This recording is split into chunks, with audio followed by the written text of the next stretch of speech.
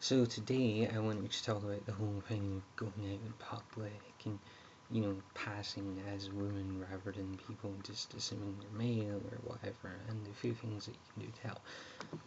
The first and most important thing would be obviously shaving. I cannot stress enough that if you have stubble or a beard or a mustache or whatever, people are going to assume that you're male. You may be in a dress and heels and tights, but if you have a beard or stubble, people are just going to assume, or it will make it a lot more easy. I mean, it's just common sense stuff, really.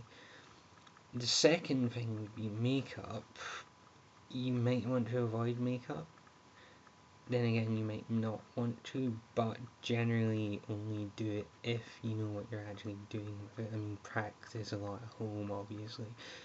And in some cases, if you can't shave properly, just get some foundation. Darker stuff will help disguise your neckline a lot with stubble or your face in general or whatever. And what to do is then mix that in with a lighter foundation around about your neck, so you don't end up with one of those weird necklines where like this section of your face is orange and this bit's white, or looking stupid really. The third thing would be your hair, so obviously if you don't have longer hair, you could use a wig, or, I mean, you could go out with short hair. I mean, a lot of women have short hair, or even bald, but generally longer hair is more feminine and whatnot. So if you don't have longer hair like mine, you can always get a wig. I mean, there are tons and tons and tons of places to get wigs online. And I've made a mess of my hair. But you can also, if you already have longish hair like mine, get accessories like something like a hairband. I got that for about £1, and it can instantly feminize your hair for you and make you look just a bit more passable. And if you're wearing something like a hairband, specifically generally meant for women, whereas a lot of guys with long hair will tie their hair back up anyway. But if you had, say, a hairband, women generally only use them, so people would assume, when they're trying to identify if you're male or not, they'll look for things that are male or female. If you see a hairband, they're going to assume that you're more feminine than masculine. The other thing would be your voice. Generally, you would want to work on that a lot, but I'd cover that in a totally different video.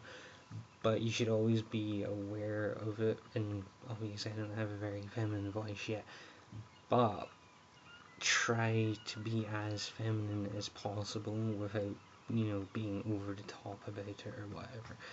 Because, again, it'll make a huge difference between passing and not passing. And if possible, and you can use a really feminine voice or whatever, then I don't know, if you really need to talk to people and you don't want to talk to them because it'll be obviously that you're male, then try to go out with friends or whatever. Or just, go out as a guy. If you can. But yeah. The last thing I wanted to talk about is clothing.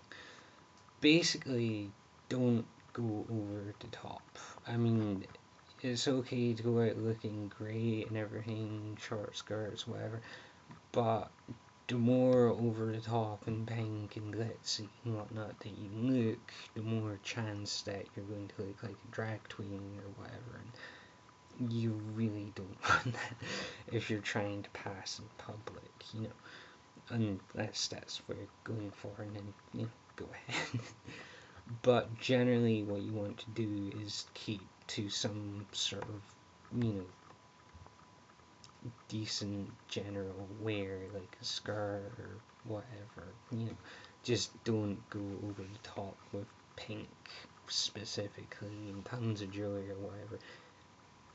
I mean, basically, what to do is look at and study women, and look at them, see how they dress well and how they dress, more importantly, I guess, badly, because it's important to figure out what works and what doesn't work.